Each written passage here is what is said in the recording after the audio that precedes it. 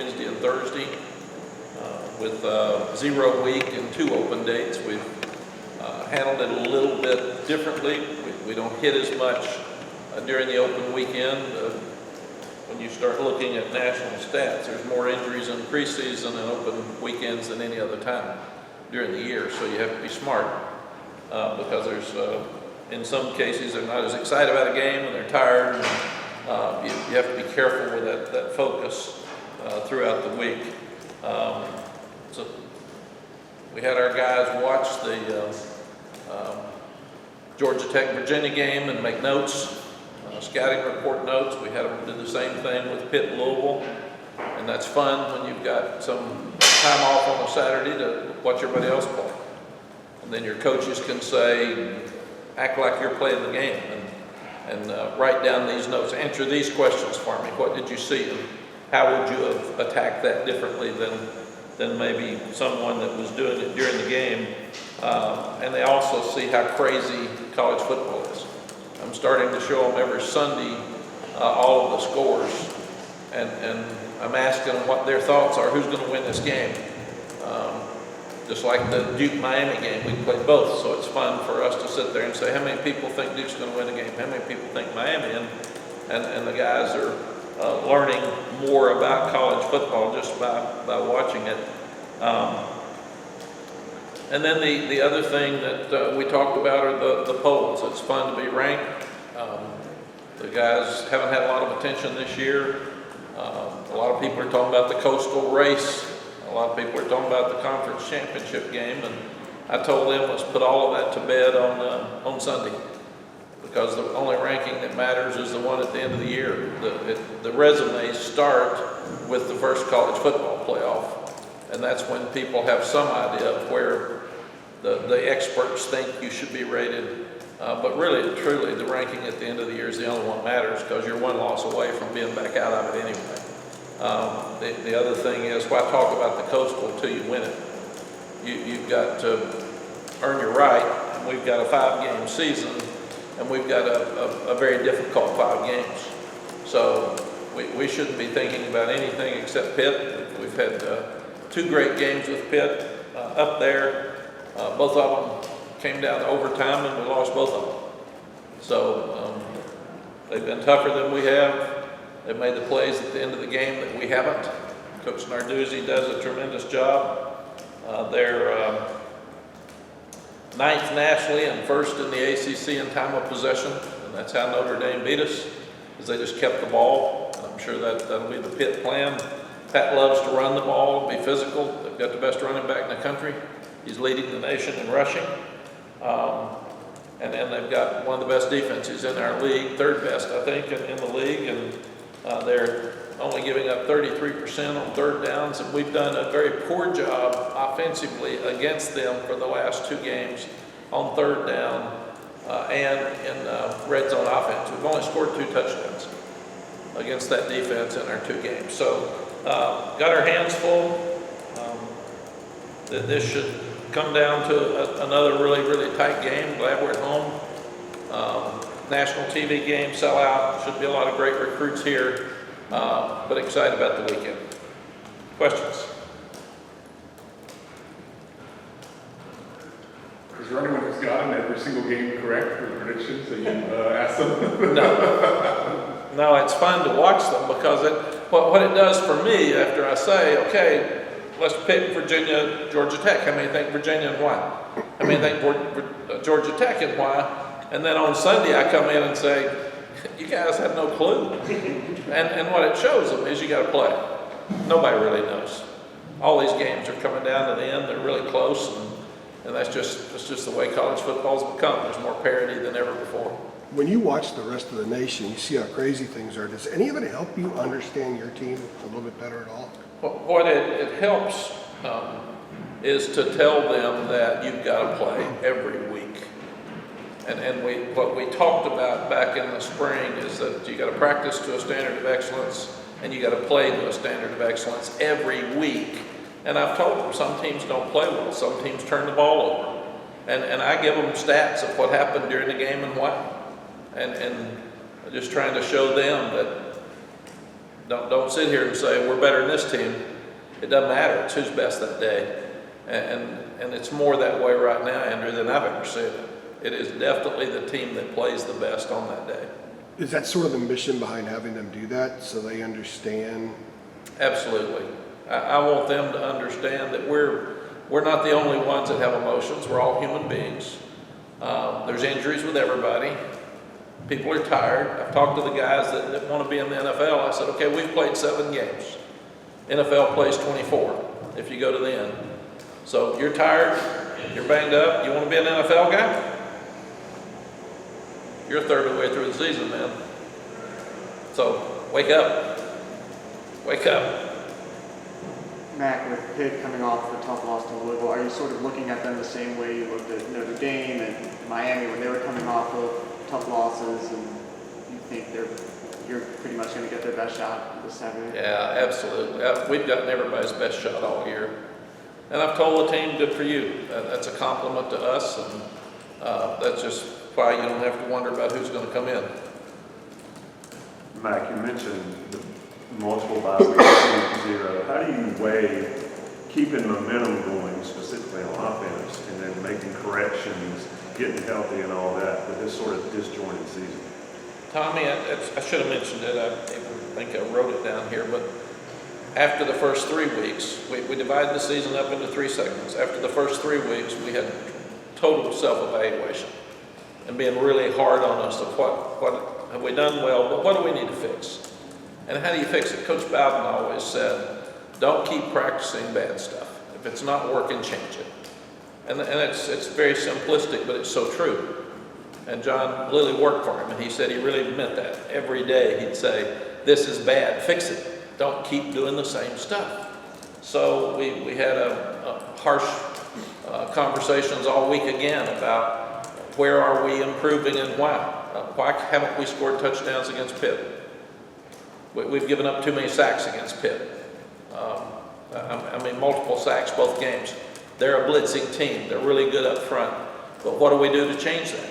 Let's don't have the same problems we've got. So you look forward with your 5 games and get some of your young staff to start doing more game plan stuff to catch up. You have a harsh evaluation of who you are and self-study and try to break tendencies in this game because you started to get some. And then you go back and study the 2 games with Pitt because it's the same defensive coordinator, it's not the same offensive coordinator, and look and see why we haven't done well against them at times. So it's a very healthy and mentally and physically, we told them to rest. You know, these are kids and they're going to be out and they're going to have fun, and we've said eat, sleep, and rest to win. And that was their message for the weekend. Be safe. A lot of them went home, a lot of them go to their high school games, but you don't just, it's not just a weekend off. To be really good, you've got to sleep, you've got to eat right. You've worked so hard to get to this point, don't mess it up over the weekend. They were all back on time, and they're doing good. This has been a really fun team to coach. We got a lot of things to fix, but they are trying so hard, and I like them. Mack, this is a bit tongue-in-cheek, but who opens things up more? Antoine Green for Josh Downs or Josh Downs for Antoine Green? That's a great question, CL. I would think probably Antoine Green because we didn't have the other guy last year. It was all about Josh, and we did really well till about mid-season, and we kept Josh in the slot, so everybody just double-teamed Josh. And it changed who we were at the end of the year. Now we've got smarter, we're moving Josh around, so he's playing all 3 spots. And Antoine, you've got to make sure if you're going to cover him with one guy. That's a load right now because he's playing as well as anybody in the country. So I'm really, really proud of him. I told him the other day, for a guy who's had some injury issues and didn't get back on the field, here's a guy that has a broken collarbone. He could have quit, he could have gotten frustrated, senior year, going to be a pro guy, and they say 6 to 10 weeks, and I'm thinking, let's go 8 to 10. and he plays against Notre Dame and plays really well in 6. So he's tough, he's matured, he's smart, and he's one of the most valuable players on our team. Pitt's quarterback doesn't do a whole lot of running compared to guys we've seen in recent weeks. How much is that going to open up the game plan for you guys and make it a little easier on focusing on what you need to do right on defense? When you've got running backs like they do, you don't need your quarterback running. Those guys are really good. So, and that's Pitt's offense. You know, Kenny Pickett ran some, but most of it was not by design. It was scramble, and slowly can do the same stuff. Mack, you've told us, you've talked at length about rankings and the team last year maybe not deserved to be ranked so high to start the season, and 100%. it'd be better to rank them in November when college football, we've heard you say that, but like, your team has yet to play with a national ranking. You got into poll when you're off week. How do you expect them to play with that number beside their name, and are you wary of that at all since they haven't had that designation yet? I'm not. We were ranked 5th, I think, our first, the COVID year, and went to Florida State, lost. And we weren't 5th, and a third of the teams weren't even playing. 2 conferences weren't playing. Then last year, we were way overranked in preseason, losing 4,200 yards of offense. So I think what they've done, Adam has learned from, it matters what you do when you're ranked more than getting ranked. So we're 1 loss away from not being mentioned again for the year. So I've told them, enjoy it Sunday, enjoy it today, and then move on, man. It matters absolutely not. Fans like it, they can talk about it. Recruits like it, they can talk about it. But outside of this building, none of that matters. None of the talk about conference race, conference championship game, or polls matter at all. And I felt like that this team is more mature than some we've had, even for a lot of young guys. And I felt like they responded to it. I said, you're 21st, and they went, hey, that's good, man. And then, like I said, Gray said, yeah, but it doesn't matter. Let's go back to work. Come on. So I do think they're maturing. I don't think it'll make any difference to them. You call Abanikanda the best running back in the country. Other parts of him remind you of Michael Carter, Javonte Williams. He does. He's kind of a combination of both. He's so thick, and he's really hard to tackle. I remember when we were in the Rose Bowl, we played Mike Hart at Michigan, and Mike was that way. They're smaller and stocky, but so fast and quick, and he's got really good patience, and he just breaks so many tackles, and when he breaks a tackle, he goes for explosive plays. 320 yards rushing in 1 game. Oh my gosh. You don't do that unless you're really good, and we rushed for 190 or something against Virginia Tech, our whole team. So I'm impressed. I like what I see. He's got some Natron means to him. So he's just he is so impressive.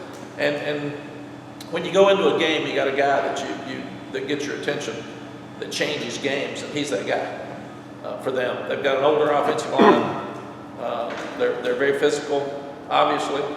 I think Pat would rather run it every time and get the game over with in about an hour and a half. That'd be his mentality, and I understand. I was raised like him in the old days. So, but I'm very impressed with that young man. And have you emphasized with the guys more than usual the importance of making tackles at first contact with him, or is it just the same? Only every day since the first day of spring practice. So, and some of them aren't listening. It's funny, we haven't stopped the run as well as we need to. We haven't tackled as well as we need to. And those are 2 things that we have to do this weekend to have a chance to win. On that note, how is the defensive line adjusting to being without Ray? I know they have been without him for a couple of weeks, but anything new you're seeing from that group in terms of people stepping up? Yeah, Ross, it's a good question. He was the leader. He was the guy. And he stirred them up, and they had fun with him. Now, he's been out there every day, and he hasn't missed practice, and he hasn't missed a meeting, and so he's been like British Brooks and Antoine Greens. They're really staying involved with the team. I think he has his operation Wednesday, so we'll miss him for the game this weekend. But he is like British, he stayed really active, involved, and I'm sure he'll be in touch with them this weekend. But we're gonna miss him. We're gonna miss him on the field because he plays so hard. Yeah, I mean, have you seen anybody step up kind of into a leadership role in his place, or anybody step up in terms of performance? Miles Murphy's getting well. Javari Ritzy's he's a special guy, and he plays hard all the time. He's a great leader, and we're also seeing Kevin Hester play better. So he's really stepped up, and Travis Shaw's getting healthy, so he's playing more. And one of the question marks this weekend, because they're going to be so physical and run the ball so much, is how much does Kendrick Binkley Jones and Keyshawn Silver play as well, because we're going to need them. The offense talk is, about coastal division rankings and everything, but before the season starts, do you have outlined the team and stated goals and, state champs, who's one of them, but is winning the coastal division among those? Did you do that? Yes, we've always said win the first game. We've always said win all the games in your state, because that's what your neighbors, your alums don't want their neighbors to beat them. We've always said win the coastal, win the conference championship, and then win your last game of the season. You like to say it's a national championship, but you could win all your games and not get in the national championship. So we've always changed that to win your last game, because that puts it in a bowl game or your national championship game.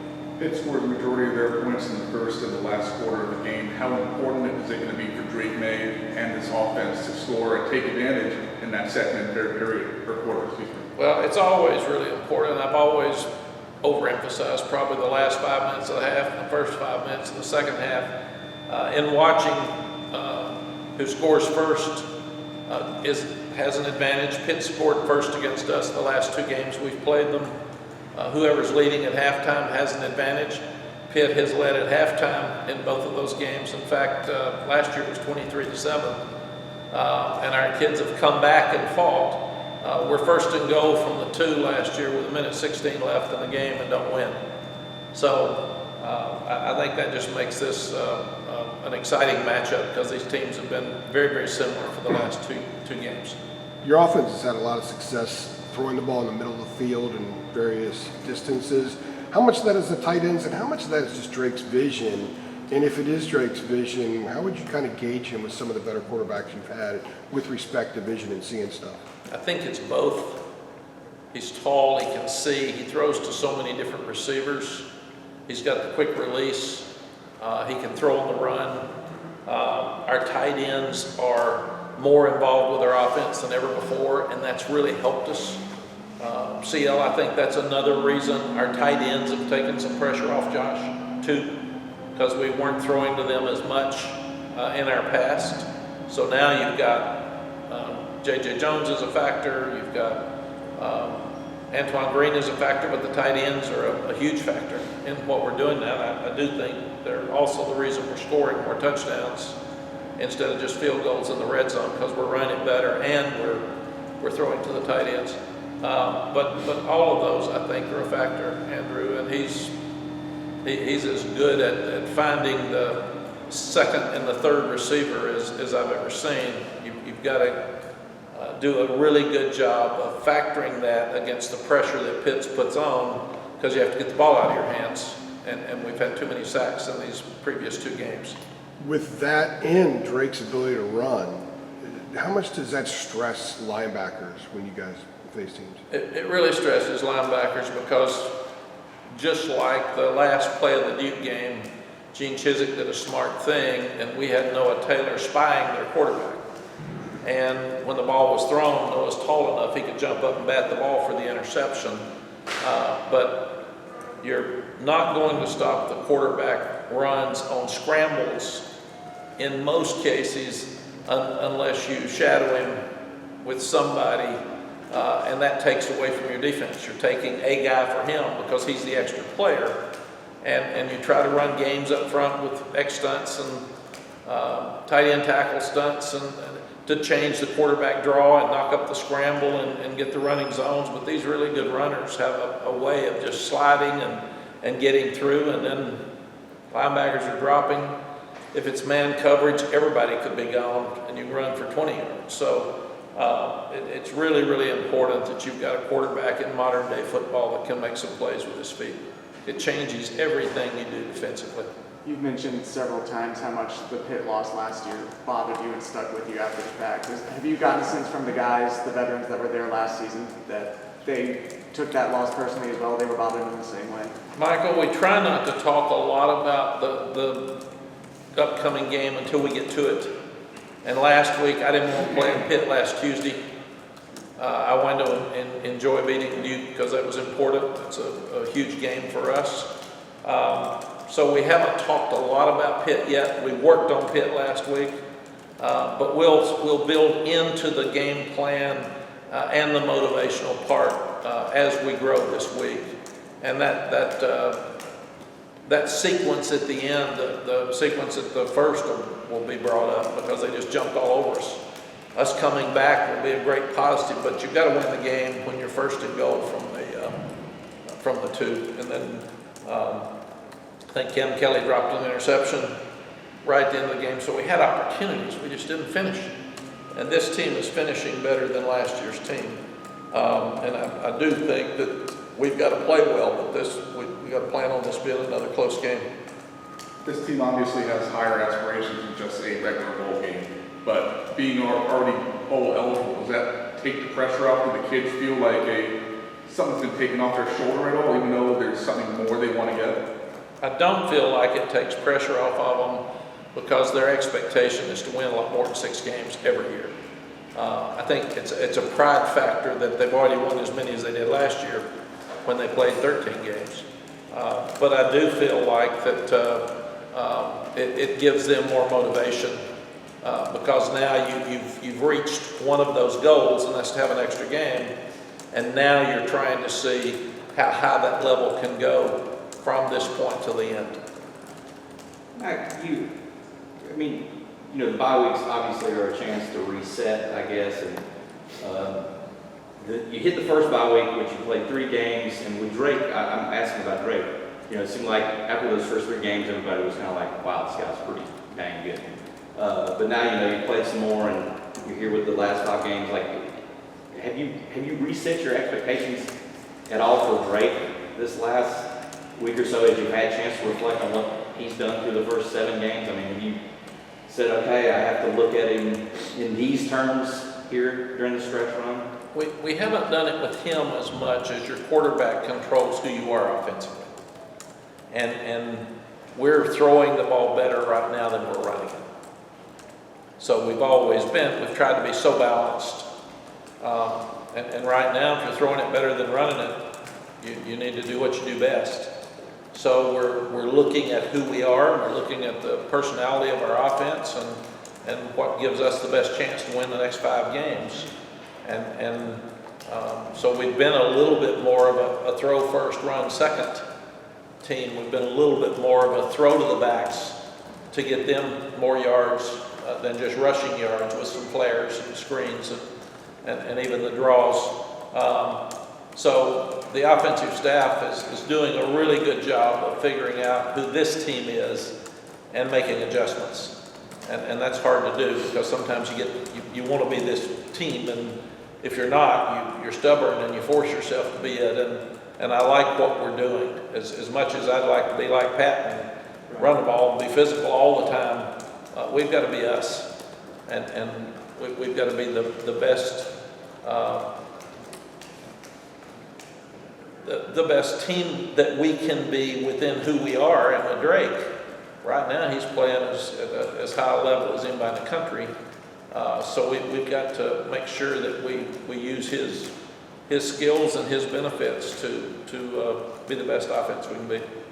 Matt, you all have not allowed any points in the third quarter of the ACC games played. What would you attribute that to? Is that just the function of halftime adjustments and the guys coming out and executing it well? Yes, it's been interesting, CL, at the fault of sounding like it's an excuse. A lot of people have done different things against us in the first half than they've done all season. And it's just been new and different. Now, we've seen a lot of new coaches. We've seen some people that have a week off before we play them. So, and some people trying to figure out who they are offensively. So I think that's been a reason people have jumped on us quickly. The coaches have done an outstanding job of adjusting, and then we haven't always played as well in the fourth quarter, but one of the pleasing stats is we're giving up 23 points per game in the ACC. And we obviously gave up a lot more than that in a couple of the out-of-conference games. So I do see us getting better on defense, even though we've still got a long way to go. Mack, how'd you spend the bye weekend? Anything non-football related you did or anything? I did not get off the couch. I watched every game. I was flipping back and forth. In fact, it's a little embarrassing when you get an Apple Watch and it talks to you.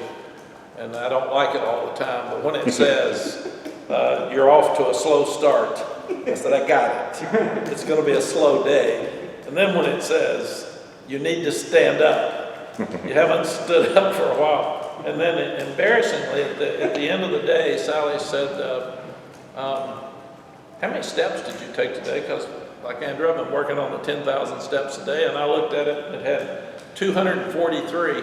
And she said, that's impossible. You haven't taken 243 steps. So she brought food to me. I sat on the couch. I got up to use the bathroom a few times, and other than that, I did not miss a snap of college football. I love it. I love watching those games, and it really helps me because I test myself. What would you do here? You're watching the Texas-Oklahoma State game, and there's 25, 35 mile an hour wind.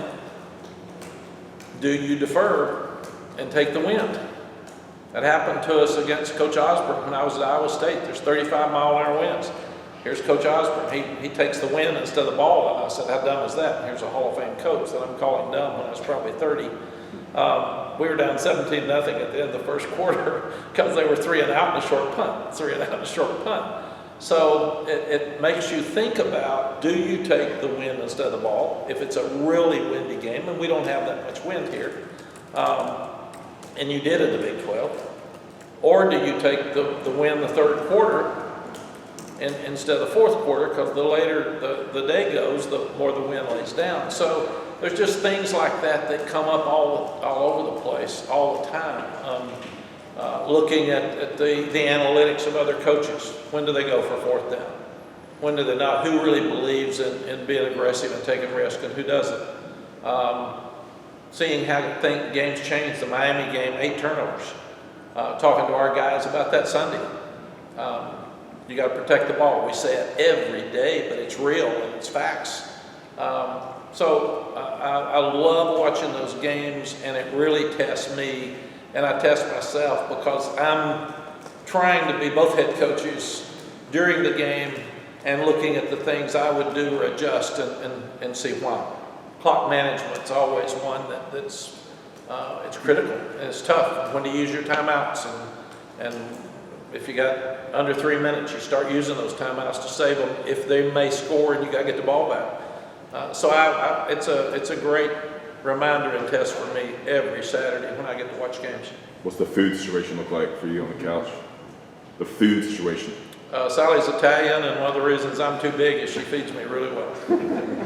And I like to eat, so both those are problems. You got in trouble for that last bye week, Mac. You remember she was getting on you about your steps and all that? She was. Yeah. She does understand that my Saturday of open date is going to be starting with game day until I go to bed at midnight. And I'm going to watch every possible game I can. And I get one I'm watching and one I go to during commercials. So that's what I get. And I usually have about 3 I go to.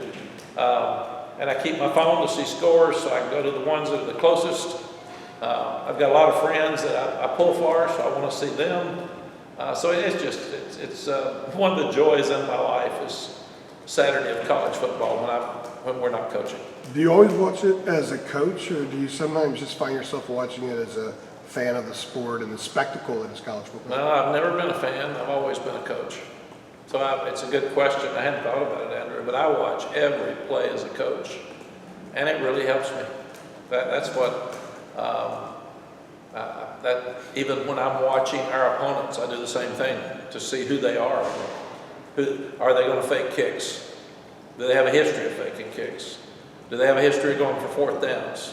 So you've got to get into the mind of the other coach and try to figure out what he's thinking as well. But it's fun for me to watch, and I try to watch our level of ability, athletic ability, as compared to the other teams that are playing. I try to watch the top 10 teams and see why they're so good.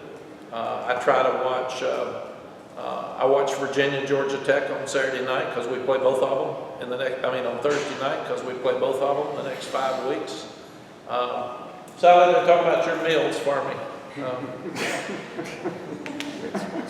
Yeah, leave. So I watched Louisville Pitt Saturday night. That was my total focus, just to watch every play. And I'll do the same this week. I mean, I'll pick out the games that matter in my life with this job, and that's what I'll do. Outside of Pitt, I'll be looking at other people and what they're doing and how they're doing it. Did you get to watch any of the Syracuse-Clemson game, and what were some of the lessons you took from that one? I did.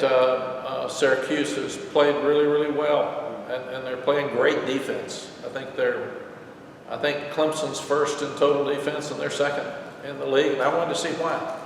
And they've got a great running back. They've got a great quarterback. He's a big guy that can run, and they had a chance on the road. I think Clemson's won 30-something ACC games at home, and Syracuse has been the ones that have had a chance to win 2 or 3 times there. When you're watching games like Georgia Tech and Virginia as a coach, watching as a fan, that was like one of the worst football games all year. How do you see that? How do you prepare for a team that you know you guys have got to play and they don't look very good when they're on? How do you sort of take that apart outside of the fandom? Tommy, fans usually take all the negatives. It's another good question. I think what I do is look at all the positives. Georgia Tech played really good defense. Virginia's playing 4th or 5th best defense in the league. So you start looking at it. I know Armstrong is a great quarterback. I saw him throw for 500 yards against us last year. I know Sims is a great quarterback. When he got hurt, I thought, ooh, this is a big change in his game because he can run and pass, and he started the game well. And then Georgia Tech had more momentum than Virginia. So on the road, we've had trouble in Atlanta. So it was fun for me to watch all of it, but Virginia found a way to win, and Virginia's very talented. And when Virginia puts it all together, we've got them next week up at Charlottesville, where we haven't played very well. So that's what I'm looking at. I'm always looking at how will we do against them, and why, and what do we need to change, and where are they good, and what are they doing, and why are they playing good defense. They hired a guy from Air Force that we respect, and he's a really good defensive coordinator. So it's just that I don't look at it as a fan at all. I look at it totally as sitting there, how are we going to look against this team, and what are their strengths? And for us, like Pitt's strength right now has been our concern. So that really worries me.